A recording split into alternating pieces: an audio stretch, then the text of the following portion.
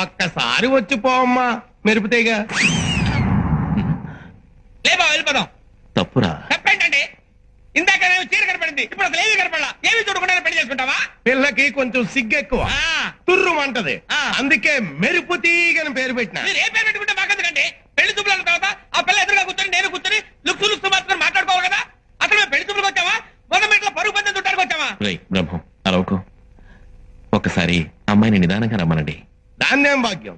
అట్టాగే అమ్మా మెరుపుతీగ. రాజన్న వచ్చినాడు, పెళ్లి కొడుకు రాంబ్రహ్మ వచ్చినాడు, వాళ్ళ సైడ్ బంధువులు. రామ్ బ్రహ్మ వచ్చినాడు, పెళ్లి కొడుకు చచ్చినాడు, బంధువులంతా చచ్చినారు అని ఓ దీర్ఘాలు తీసి ప్రాణాలు తోడేస్తున్నావు కదా. ఆ పెళ్లి కూతురి ఒకసారి చూపించావు. అమ్మాయిని కాస్త కాఫీ తీసుకురమ్మని చెప్పండి. అట్టాగా. అట్టాగే కాఫీ తీసుకురా అమ్మా మెరుపుతీగ. కాఫీ నాకు అలవాట్లేదమ్మా. కాఫీ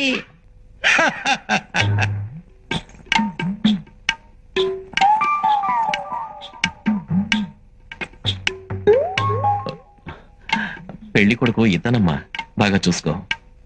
ఇంతసేపు మిమ్మల్ని చూస్తున్నాను, వాణ్ణి చూస్తేనే డోకొస్తుంది. ఈ జన్మలో నాకు పెళ్లి కాదయ్యో.